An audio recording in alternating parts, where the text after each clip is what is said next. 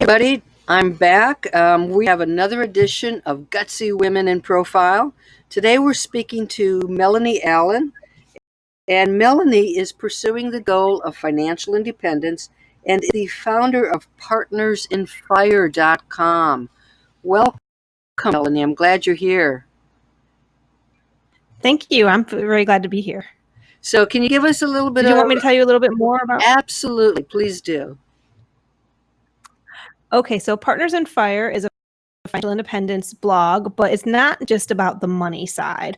It's about the human side, about lifting everybody up and helping everybody to achieve financial independence. That's where the Partners in Fire came from, because I feel like all of my readers and everybody is a partner in financial independence, and I want to do my part to help lift up, especially communities that might be unable to do it themselves, and shine a light on those things. I know some finance bloggers will just say finance isn't political, here just invest, and I don't agree with that, because I think everything in our lives is about money, whether it be politics or what we're doing that day. Every single thing that we do revolves around money, because it's just, we need it to survive.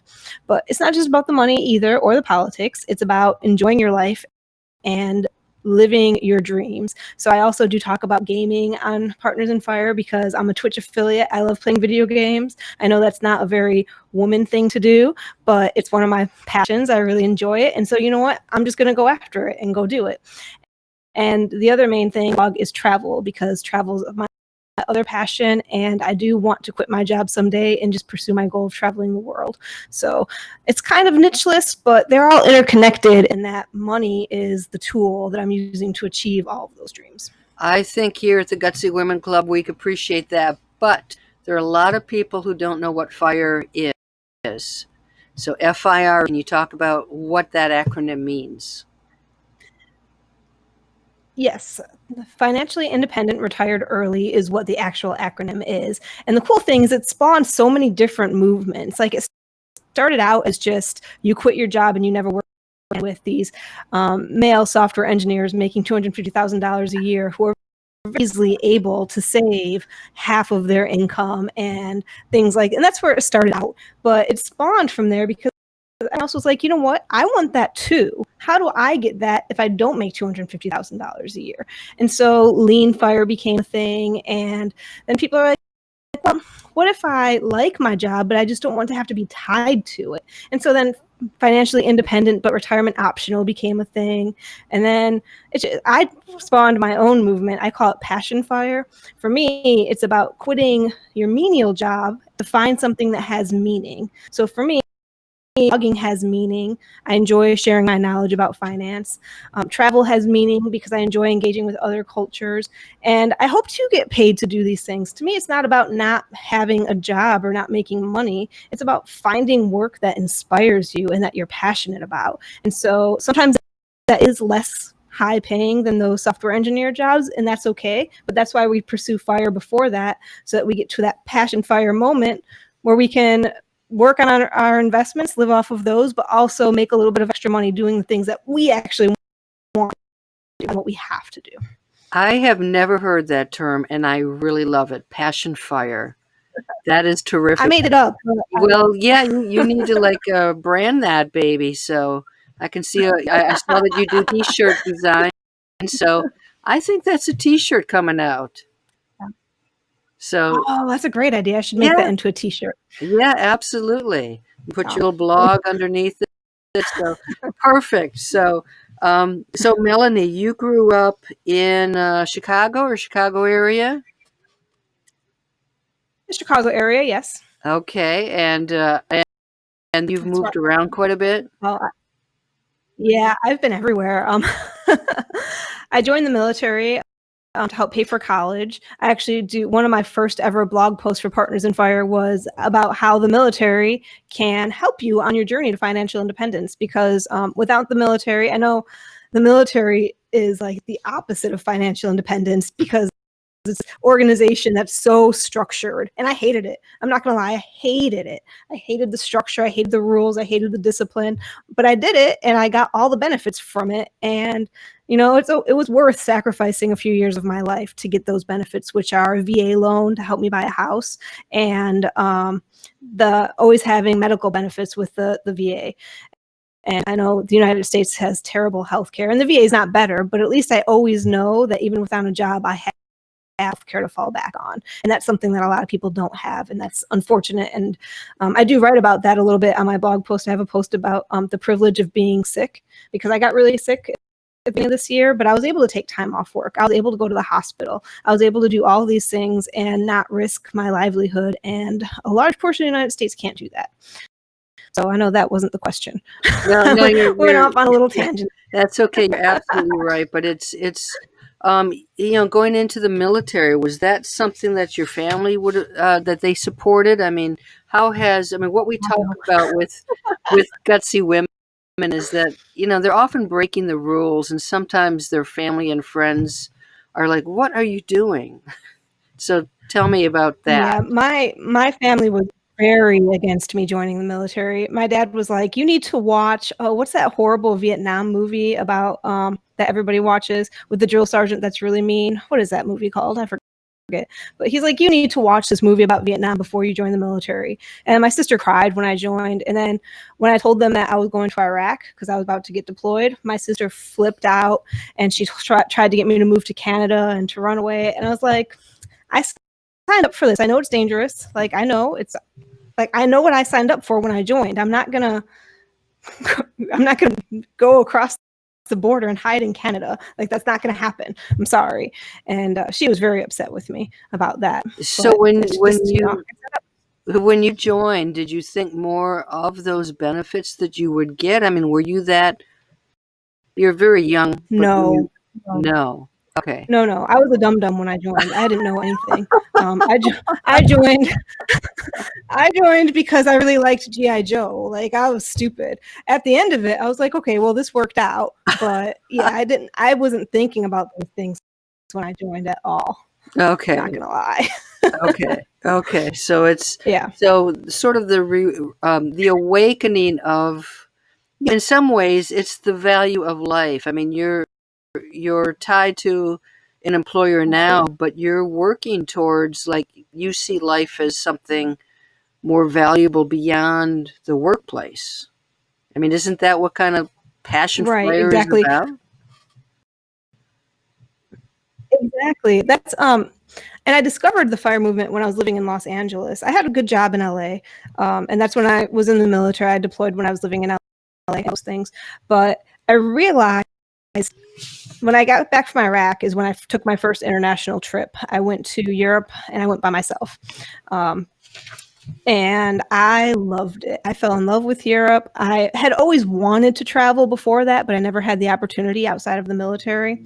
And finally being able to come home from Iraq and having some time off and some extra money. And I was like, I want this to be my life. This is amazing. And so that's when I decided to start the travel blog and look into how can I quit my job and just travel. And somehow that led me to the fire. So And it's still relatively rare for women to travel on their own. And so even for me, I go from campground to campground, and to find another solo woman RVer, I've been out for several months and still haven't run across one. So for you to be traveling on your own, I mean, was that uncomfortable at first? Or tell me about that. well, it was easier. The first place I went was London, and that made it easier because it was an English-speaking country, and I had a friend who lived there. So I visited her, but then on that same trip afterwards, I went to Paris, Florence, and Rome, and those legs I did by myself. It was nerve-wracking to do it for the first time, but it was also very freeing. Sorry, phone's ringing. It was also very freeing, because I didn't have to care about what anybody else wanted. If I wanted to go sit in a cafe for 4 hours, I could do that. If I wanted to go wander around the Louvre for an entire 24 hours, other than the times that it's I could do that. I wasn't set on anybody else's schedule, and I could basically just do whatever I wanted whenever I wanted. And that was really great and freeing. And I ended up traveling by myself to a bunch of different places. I think the most ambitious and gutsy was probably when I went to Thailand and Cambodia by myself. But it was a great trip, and I want to go back. I loved it, so Wow. definitely recommend.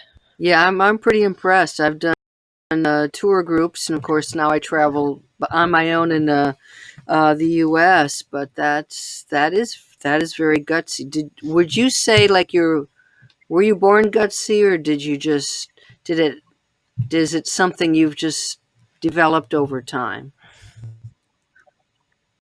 I don't know. I feel like I was probably born gutsy because I had always wanted to join the military. As it turns out, it's not the danger of the military that bothers me, it's the rules.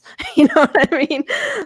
Like I love the adventure aspect of it, and that's why I wanted to join. I didn't realize how strict and disciplined it was when I joined, and I didn't like that. And that's why I Yeah, wanted to get out. yeah. And so now I just try myself or with a partner. I have a bunch of girls trips too. Like I'll take any opportunity I can get, basically. So when you talk about, I looked through the blog, and um, you said like you're kind of done pursuing that traditional life that society told you were supposed to be part of, and so Right. what do you mean by the traditional life? Who had those expectations, and what are your expectations for yourself? Well, I went to college because I was supposed to. I bought a house because I was supposed to. I never got married or had kids, which I am thankful for. I've always been not really wanting to have kids. I'm glad I didn't follow the society's pressure because I have a lot of did just because they said, well, that's what I was supposed to do. And I feel like if people knew they had a choice, then the people who were parents are going to be the ones who really want to be parents rather than just everybody being parents. And you have a bunch of people who probably shouldn't be parents, just do it because they were told that they have to or were supposed to or didn't feel they had any other options. I feel like there's a lot of societal pressure, especially on women, to be good wives and good mothers, and that's what we're supposed to do. And if we want something different, it's like there's something wrong with us, because inherently we should just want to be mothers, we should want to be wives, we should want to take care of our families. And I'm glad that society seems to be shifting a little bit in that regard, and it seems to be improving and getting better, but it's still there, and you can still see it like in the media and in how people talk to you and things of that nature, especially depending on where you live and where you visit. Well, it's certainly we're still based on appearance. So you have, a vice presidential, candidate, and it's what is she wearing? We're still critiqued by our weight, our appearance, our dress, all of those, Right. all of those things. So we haven't gotten that far away as we would hope. So I'm guessing though, with your military stint and that being probably the worst thing you could do from your family perspective, that they've been more maybe accepting, or like, yeah, that's Melanie, she's going to go her own way. No, no. No. They hate when I travel by myself. They hate it. The first time, like, everybody was so mad at me. Like, why are you doing this? Like, don't go. You're gonna die. Blah blah blah. My dad was a little. He tried to twist it. He was very supportive. He's like, I understand that you're an adventurer and explorer, but wouldn't going with a tour group be so great for all of these reasons? I know what he was getting at. He wanted me to be safe with a tour Yeah, group, and I respect that. yeah. But a tour group for me, it's too structured. I don't want to be going with a crowd from point A to point B and no, no, no. I want to schedule my own little tours too, and then do my own thing the rest of the time. I did make a compromise with my sister though that I would post to Facebook once per day, every day, whenever I was in another country by myself, so that she knew I was safe. She still hates it though. She can't stand it. That is, yeah, I mean, that's great because yeah, I mean, I post when I can, but sometimes I don't have any cell reception or Wi-Fi, so I can't post. It's like, it's all right.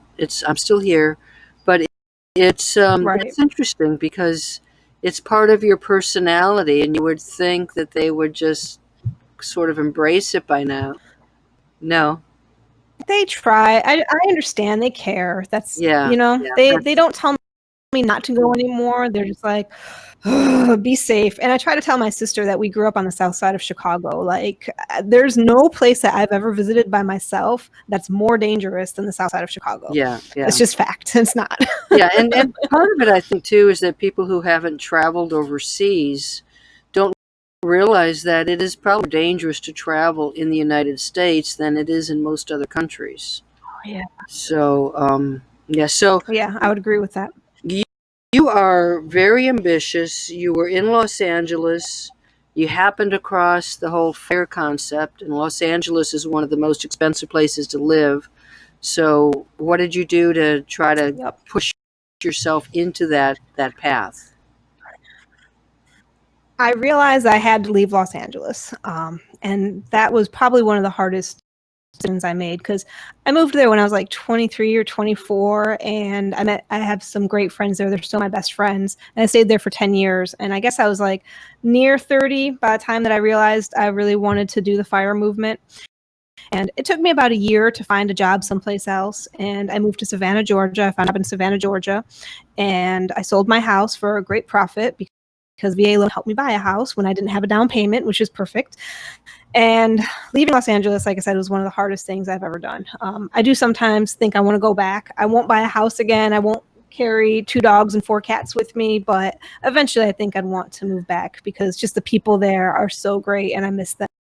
But in the meantime, I want to travel and live that life first. So I moved to Savannah, Georgia, which was way cheaper. And then I got a job opportunity in Pennsylvania, which is even cheaper than Savannah. And so I moved up to middle of nowhere, Pennsylvania. So now I have a house mortgage free, and I'm renting my house out in Savannah. So I'm gaining equity in that while I live up here in Pennsylvania. And I'm just biding my time for the next 2 or so years, working hard, investing, saving, building my equity in my houses, fixing this house up. And then I think I'll be able to quit my job and start the next adventure. Wow. So, what type of work do you do on a day-to-day basis? I would rather not talk about my regular job.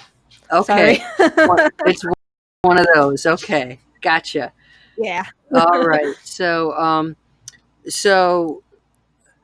by the time, what age will you be, do you think? I mean, if all goes well, your ideal that you can leave the workforce? I'm hoping before 40. I'm 37 now. I'll be 38 at the end of this year. And I'm hoping to be able to leave before 40. I was actually talking to my partner about if I get my blog going the way I think it's going, and in the next year, I'll be able to leave the workforce and pay most of my bills based on my blog income. I still have a ways to go on that, but it's growing, and I think it's definitely achievable within the next year or two. So for you, it's about keeping your expenses low and then having, say, some funds come in from your real estate investments, from, your house, and Mhm. you still will be working, writing, doing things of that nature. So it's not like a retirement. You're just choosing to do what you want to do. Exactly. I want to do things that I enjoy. Right, and because of your military stint, you've got health insurance. So that's big. Yes. So paint us this dream life for Melanie. See, that's so hard to do because I have so many interests. So, like, so I'm like, maybe I want to spend 1 year traveling, but then I want to spend another year at an art studio, and then I want to spend another year working in a cabin in the mountains writing a novel. Like, I don't know. I have so many interests and so many passions that it's hard to choose just one. I think travel is my top one, but like I said, I do have to wait before I can do international travel. I'm not going to rehome my animals or anything like that, and they don't travel internationally well. So I don't think a 2 year stint across Asia is going to work out when I have 4 cats and 2 dogs, and I know that. So I'll do the things that I can do like at home and in the United States and things first, like maybe get an RV and travel to all the national parks and do that type thing. That sounds amazing. I love that you're doing that. Yeah, That's one of my dreams too. It's hard to pick one. it but I love that spirit about you. That there's a commonality among the women that I've interviewed, and it's a curiosity. It's a curiosity about life. It's a curiosity about different cultures. It's a curiosity about themselves, who they can be and what they can do. So that's what I hear when you're talking as well. It's, I mean, that's a great situation to be in. And you are probably resourceful. I mean, I was reading about, I mean, so, it sounds like you like to dabble in different things. And so, I do. yeah, so it's, you did the t-shirt design, you do gaming, reselling, blogging, investing, and I would guess that list is probably going to grow. Yeah, most likely. So I for just like to try a bunch of stuff. yeah, yeah. So for gutsy women out there, or women who want to be gutsy, and they're just, their finances are maybe strapped. A lot of these are side hustles or can be side hustles. Is there a place that you can recommend that somebody start, like, let's say they're working a low wage job, they're keeping their expenses down, but they don't really see a way to grow their income. What kind of advice would you give to someone like that? I think a side hustle is the way to go, that some of them take a lot of time to develop. Like I said, I've been working on my blog for almost 3 years now, and I just started to make a little bit of money off of it. It takes a lot of dedication and a lot of work to make something like that work. But if you want it, it's worth it. It's worth putting in 5 years of really, really, really hard work to see the payoff later. And some people don't want to do it. They're like, well, I just want the automatic pay. Guess what? Then they just get stuck. They don't ever start, and they continue to be in that same position for 5, 10 more years, when if they would have started, then in 5 years they would have grown something that they can use to quit their job that they don't like. So I think it's important to just start something, regardless of what it is, whatever you like, just start and start focusing on it and put some of your free time into it, because you will build it over time. It just takes that time. I'm glad you said that, because, if I'm on Facebook, I get all these ads of, start a blog. I made $1 million in 6 months.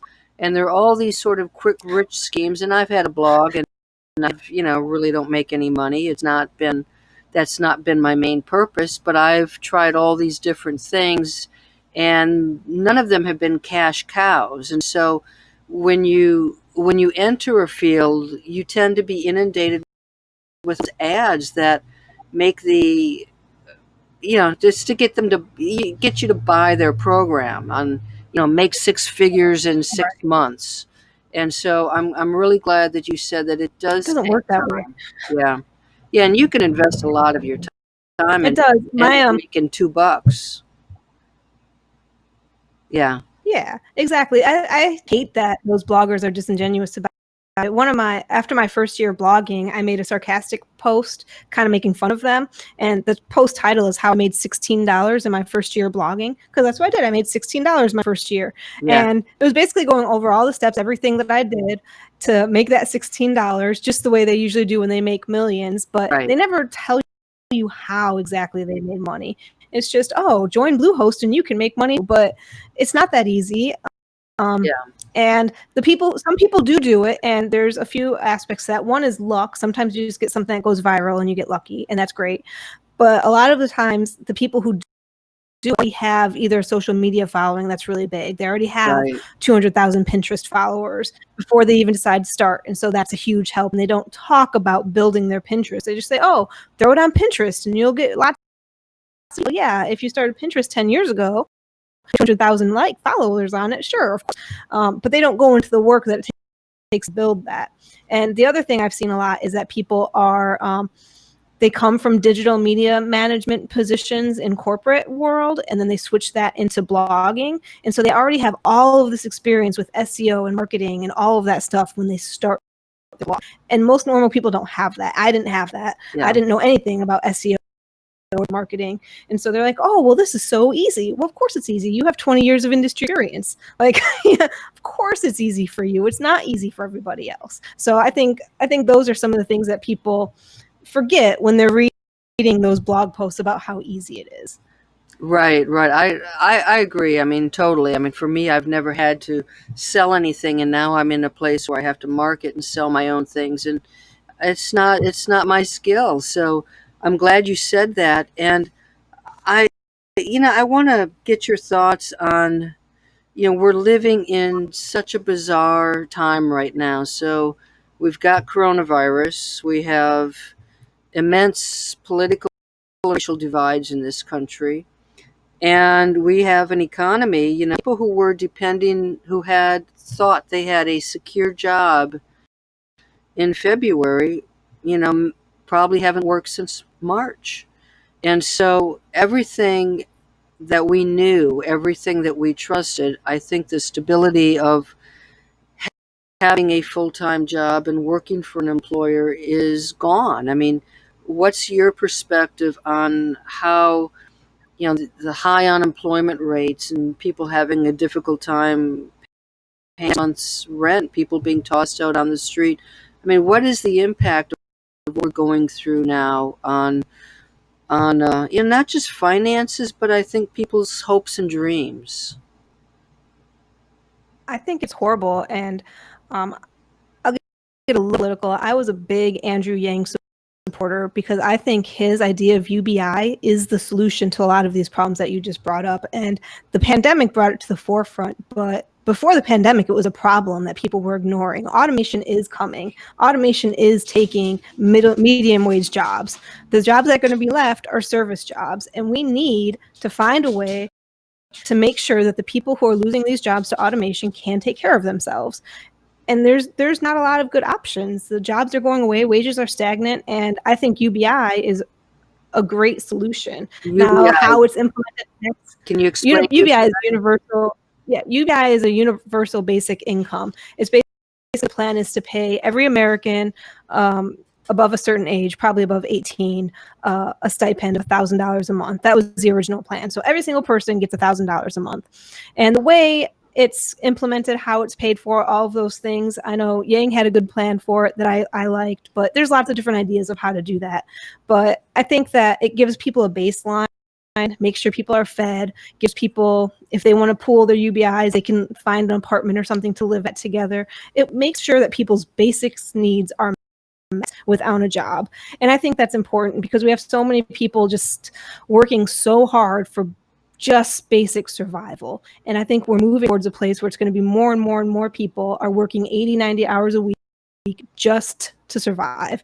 And I don't think that's sustainable at all. And so I think politically a UBI would be a good solution. But before that, since obviously that's not going to be happening anytime soon, I think people finding their own means of income without a job are important. And the internet, I don't think, is going away. So I think that's the best solution. So write your ebook, write your blog, start your course, get on social media, become an influencer, start doing sales, affiliate sales on social media. Any of those things that you can do online to start making a little bit of side money will help. Yeah.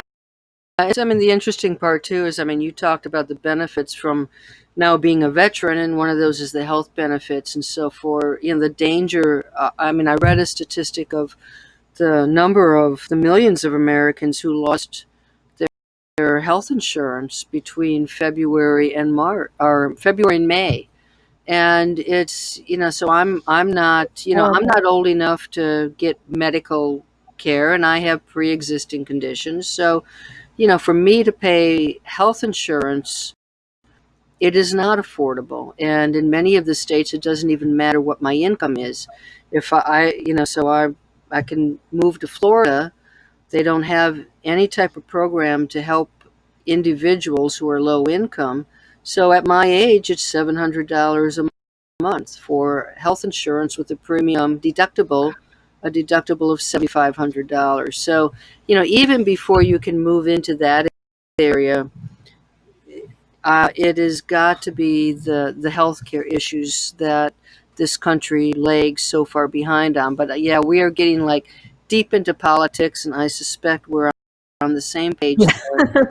And so, Yeah, but I agree in that too. that's the reality. I mean, we have challenges. We have social, structural, economic challenges here. So, so part of Yeah, I agree. the whole idea of the Gutsy Women Club is, I think, there's a discontent out there from a lot of women. They're putting everybody else's priorities of them. That's pretty common. And they're going to work, they're doing what they need to do. They're playing by the rules, but the rules aren't benefiting them.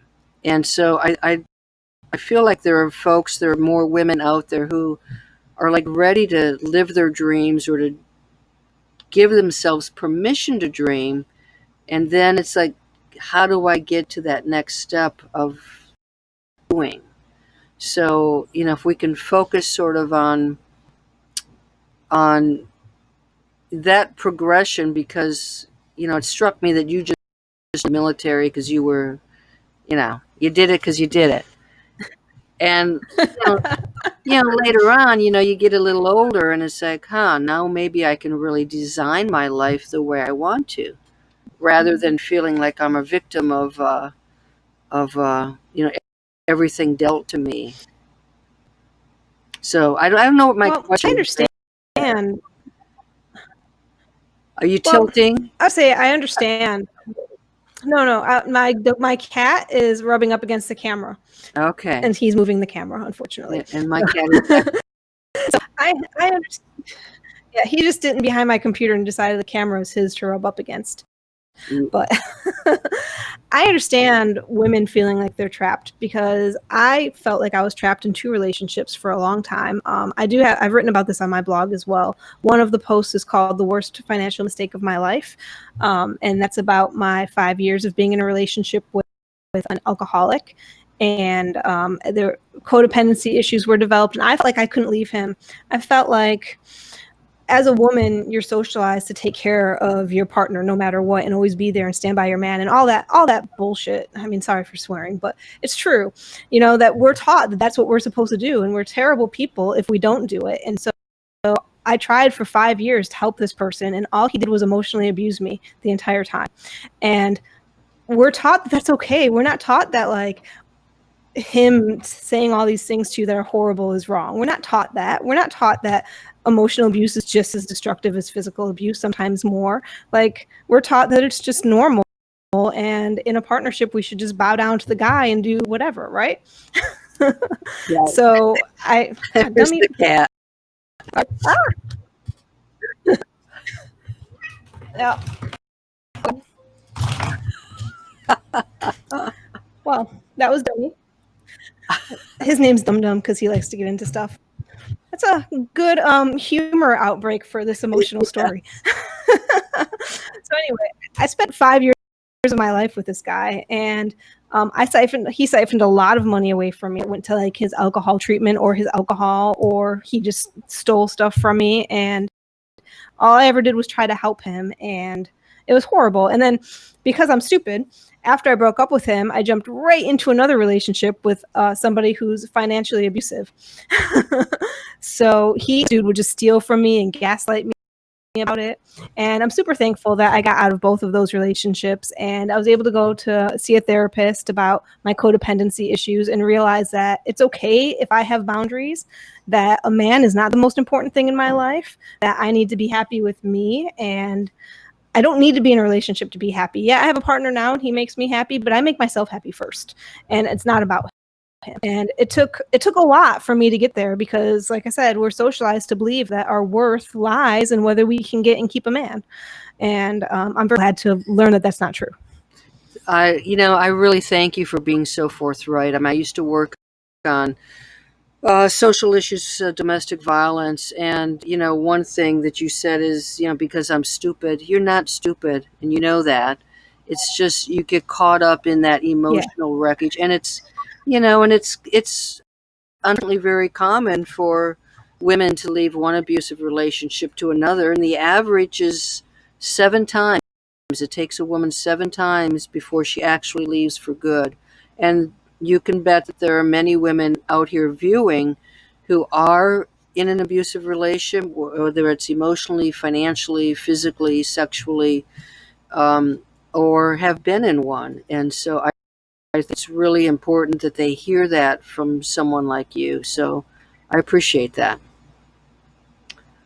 So, Well, you're welcome. I yeah, try to be open about it because I want to. I know the statistics that most women do get stuck in those types of relationships, and if I can help just one other woman escape and realize that she's worth more than that, then I feel like that's a win.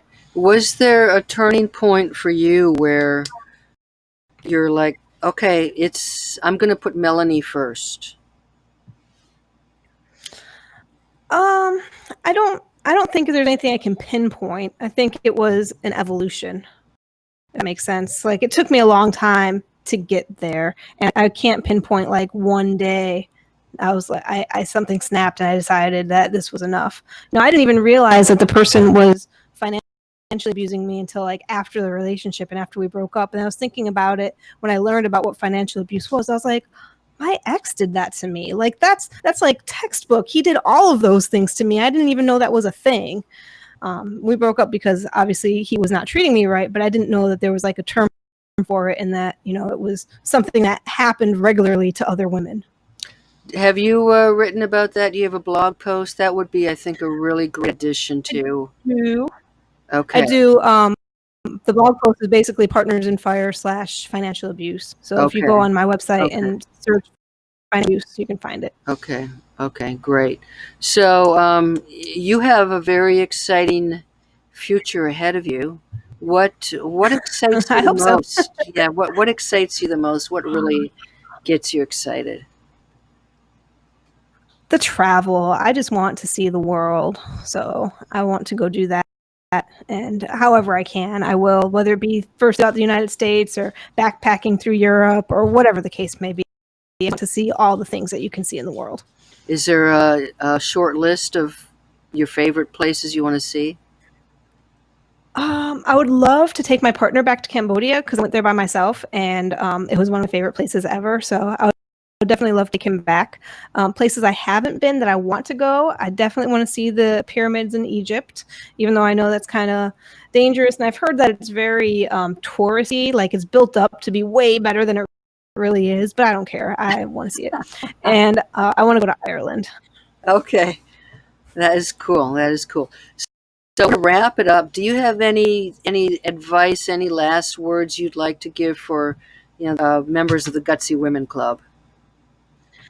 Yeah, I would say just start something, like the old saying is the perfect time to plant a tree was 20 years ago, but the next perfect time is today. If you don't plant your tree today, it's not going to start growing. So plant it today, start it growing, and then, yeah, it takes like 5 or so years, but then you can get there too. So you'll never get there if you don't start. You just have to start. That is perfect. Well, thank you, Melanie. And Melanie's website is partnersinfire.com. And so we're going to wrap up this Gutsy Woman profile. Thank you all for joining us, and we will see you next week. Take care.